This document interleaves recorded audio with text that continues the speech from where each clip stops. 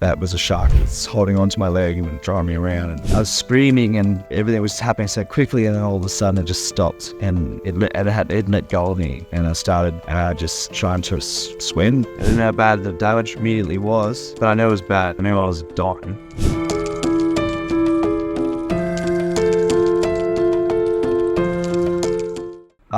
My name's Glen. I am 32 years old and I am located in Mission Beach, Queensland, Australia. 6 years ago, I was attacked by a fully grown bull shark. I was spearfishing with a couple of mates.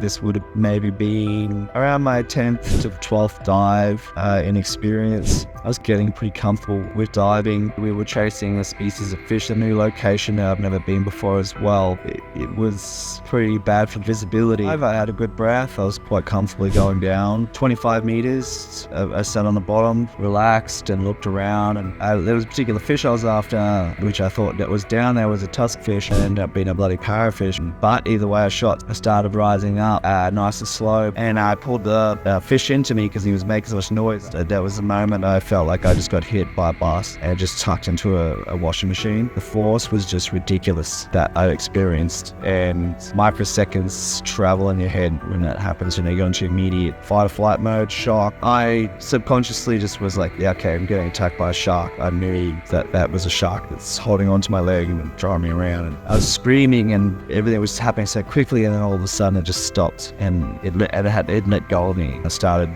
just trying to swim. And then a few seconds go by, I'm like, what's really happened? How bad is my leg? And where's the shark? I couldn't really see anything.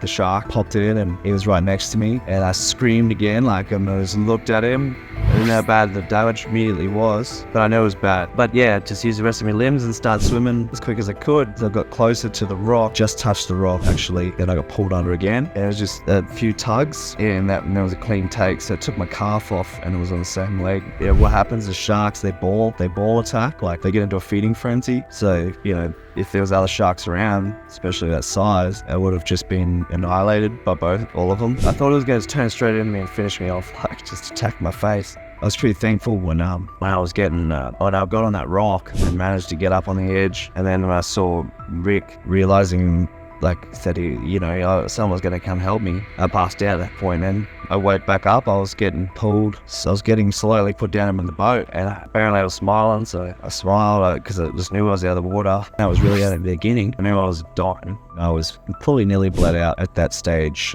All other organs weren't working anymore, so they weren't receiving enough blood. So once I got past the attack and I survived, I had to go to learn how to walk, and that was a whole new thing. They gave me a prosthetic leg and said, this is going to be for you to walk in. I had to meet the whole team, and then to go over how this is going to work and start doing physio. I had to get up and try and walk on that set amount of time, and I just kept doing that. I just faced everything. After surviving is that everything was easy, really. There's always ongoing issues with having an amputation and a prosthetic limb. It's never a straightforward day. Every day is a bit different, but that's just the life you live, and you learn to adapt, and you just have to accept pain as part of life. I learned to kickbox again. I learned to kick. I learned to the fighter in me that was already there previously was the same person. It's just I had to learn to do it with a different limb adjustment, and now I've gotten pretty good at that. So we're running a full-time business, run my own gym. We're quite successful now. We're 5 years running, and we got a couple other members. So for a small town, it's pretty good. I'm constantly teaching people, constantly training people. I'm coaching, I do nutrition, and I'm also going to have myself another fight. I want to do that against an able-bodied person with his hands and elbows. So that should be good. Yeah, we're 5 strong. We've got a 1-year-old, little 3-year-old, and we've got 8-year-old and 10-year-old and a 6-year-old. So, I just like challenges in sports. It's my nature. So, yeah, when I found spearfishing, it was a beautiful place for me. Also, it was the goodest place to escape.